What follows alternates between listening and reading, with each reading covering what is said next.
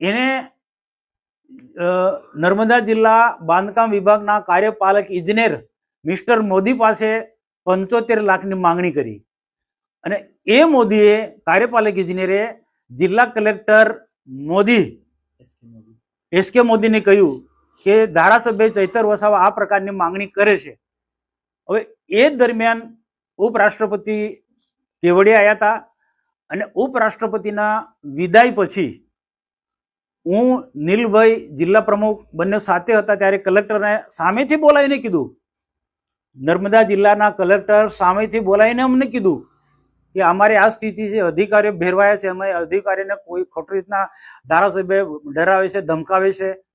તો એમને માંડીને વાત કરી કે ચૈતરભાઈ વયસે 75 લાખ રૂપિયાની માંગણી કરી મોદી પાસે અને હવે એ કઈ રીતના આપે. તો અમારા દેખતા જ એમને ફરી મોદીને બોલાયા, મોદીએ કલેક્ટરની હાજરીમાં વાત કરી.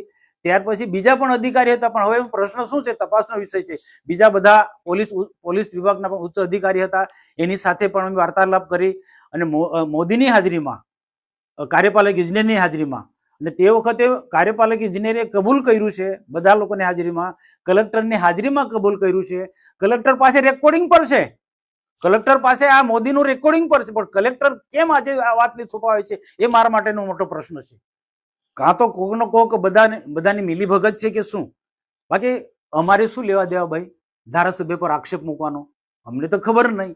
કલેક્ટરે જ્યારે મને ને જિલ્લા પ્રમુખને આમેથી કીધું કે આ અમારી પાસે આ પ્રકારના અમારા અધિકારી પાસે પૈસા માંગે છે, ત્યારે મેં કીધું ને એક પણ પૈસો નથી આપવાનો, કારણ કે અમને ટેવ પડી ગઈ છે. અને તે જ વખતે બીજા દિવસે પત્રકાર પરિષદ બોલાવીને મેં કીધું ના પત્રકાર મિત્રો કે ભાઈ આ રીતના છે, નામ નહોતું લીધું કે આમ આદમી પાર્ટીના લોકો આ રીતના અધિકારીને દબાવીને અલગ અલગ રીતના